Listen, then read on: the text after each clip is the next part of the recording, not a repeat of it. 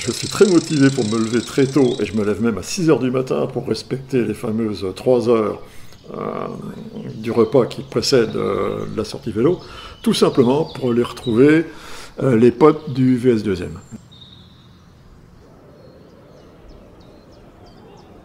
On s'était mis d'accord pour faire un 150 bornes et je crois qu'il gelait. Donc nous voilà partis. On avait les lèvres tellement gelées qu'on arrivait à peine à parler. Mais on s'en était pas rendu compte. On veut être à sa juste place. C'est-à-dire que le vélo, c'est aussi une école d'humilité. Paradoxalement, on est content, son ego est satisfait parce qu'on atteint cette place. Mais en même temps, on reste humble parce qu'il y a des plus forts que nous. Et il faut aussi savoir reconnaître qu'il y a des plus forts que nous et les admirer. Parce que je constate trop souvent, et là c'est l'aspect quelquefois un peu noir du vélo, chez les cyclotouristes, où il y a des aspects de compétition et de rivalité qui ne sont pas exprimés, et donc qui aboutissent à des remarques acerbes et à des réflexions bizarroïdes qui n'ont rien à voir avec l'esprit du sport. On ne fait pas du vélo pour régler des comptes qu'on ne règle pas dans la vie courante. Je crois qu'il faut rentrer dans le vélo en laissant un peu de côté tout ce qu'on est dans la vie courante.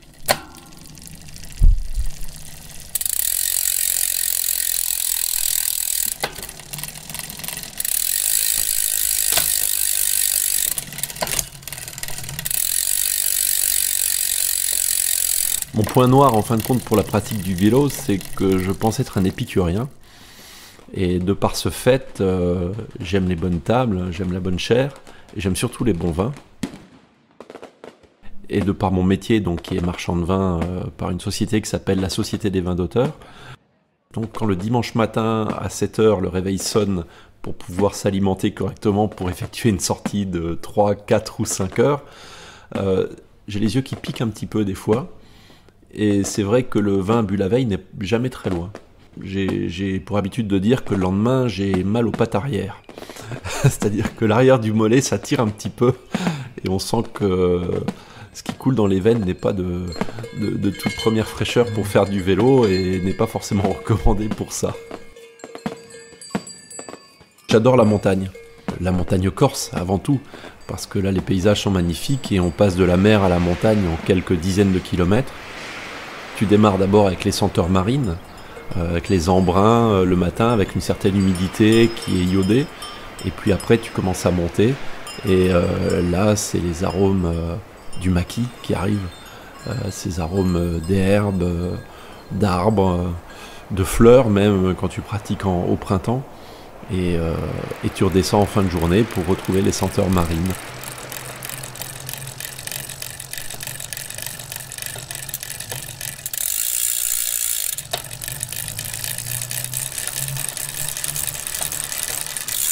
Donc là, pour être motivée, il faut que je prépare quelque chose. Sinon, pour aller rouler dans des températures négatives ou si je suis fatiguée, c'est quand même très difficile.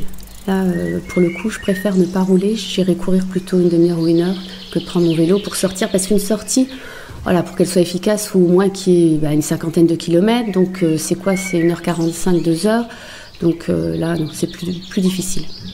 En vélo, quand je connais la distance que je vais faire, à partir de la moitié, je me dis ça y est, tu rentres. Donc voilà, même si c'est 200 km, à bout de 100, forcément on rentre. Puis bon, il y a toujours la part de plaisir qui prend le dessus, même si on souffre un petit moment. Soit c'est un moment super parce qu'on l'a partagé avec quelqu'un, soit c'est un moment super parce qu'on a vu un beau paysage, soit c'est un moment super parce qu'on a fait un petit exploit. Donc voilà, c'est toujours positif. Si on veut progresser, voilà, moi, le seul moyen pour moi de progresser, c'est de rouler avec plus fort, et plus fort, voilà, c'est chez les garçons. On se dit, tiens, il y a une femme, elle va jamais suivre la route, elle va pas tenir le coup, elle va, voilà. Donc souvent dans un peloton, on roule côte à côte avec quelqu'un, et en général, on m'adresse pas la parole. Donc bon, c'est tout, moi j'ai pris mon parti, hein. Quand je viens rouler avec des hommes, je sais que c'est pour rouler, et puis c'est pas pour papoter.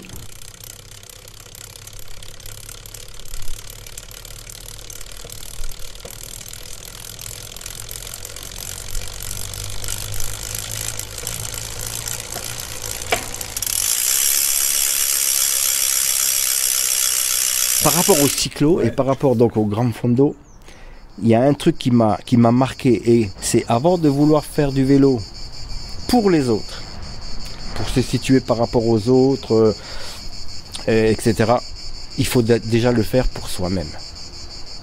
Et déjà le fait de se situer, donc d'être en accord avec soi-même, on peut ensuite envisager donc d'aller défier les autres et puis d'aller défier les éléments. Voilà. Et ça, je trouve que c'est hyper important. Personnellement, je ne fais pas partie de l'élite, donc je ne peux pas me comparer à certains autres par rapport, ou même à Strava, ou par rapport... voilà. Il ne faut pas s'arrêter à ça. Je ne dis pas que ce n'est pas important. Ça peut être important pour certains.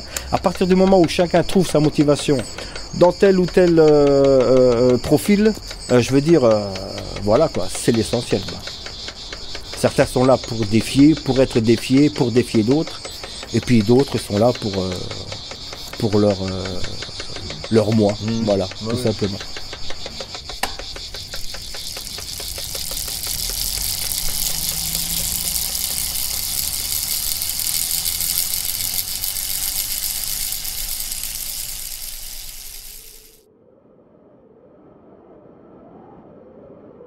J'ai des copains qui faisaient des courses de vélo.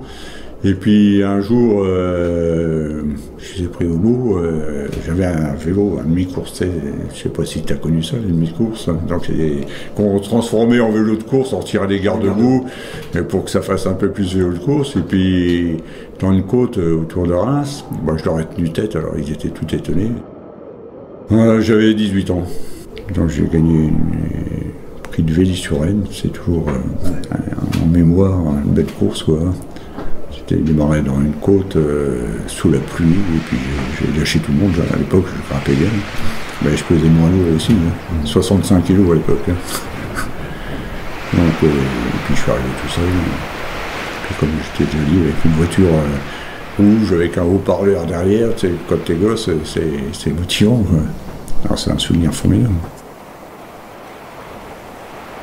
Bon, puis le vélo, bon, c'est une thérapie, c'est un besoin moral, physique, puis d'être en forme.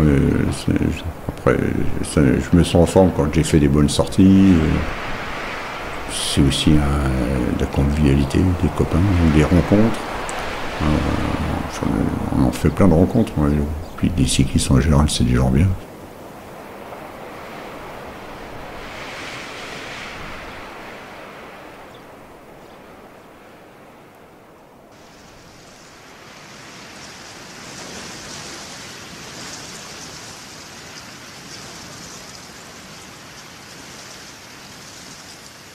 On fait un club, le V2M, mais c'est que chacun, voilà, l'important c'est ça, c'est que chacun se l'approprie et que chacun puisse apporter sa petite touche. Ouais, c'est le phénomène d'appropriation, c'est important parce que c'est pour ça aussi que je n'aime pas les effets d'affiche, etc. C'est comme ça, après chacun trouve ses mots pour caractériser ce qui plaît ou ce qui plaît dans le club en fait, on va dire. Au final, c'est ce qu'on se rend compte, c'est essayer de regrouper différentes personnalités qui ont la passion commune qui est celle de faire du vélo. Et après, c'est ça qui me plaît en fait, c'est de voir toute la diversité de gens en fait qu'on a réussi à drainer, mais qui sont peut-être différents soit dans leur niveau, soit dans leur pratique.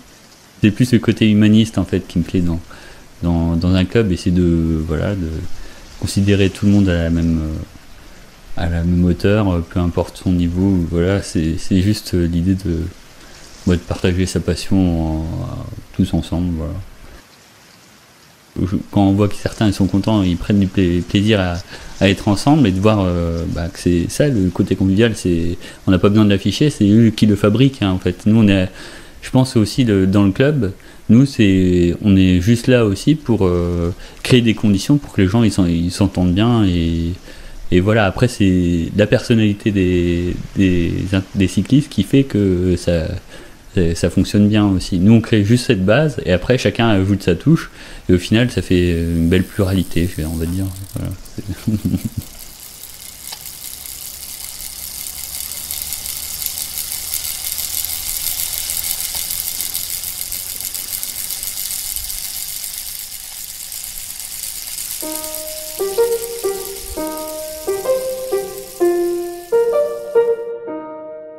Le vélo, c'est un anti-stress pour moi encore. Et puis j'ai une tendance à être angoissé, à être anxieux. Et donc au fil des kilomètres, ben, ça part.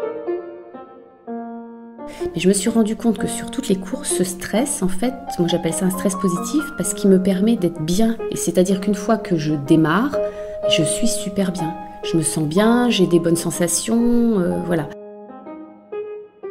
Le seul stress que je peux avoir à cause du vélo, c'est sur un rêve. Je loupe le départ de l'étape du Tour et qu'ils sont tous partis sans moi.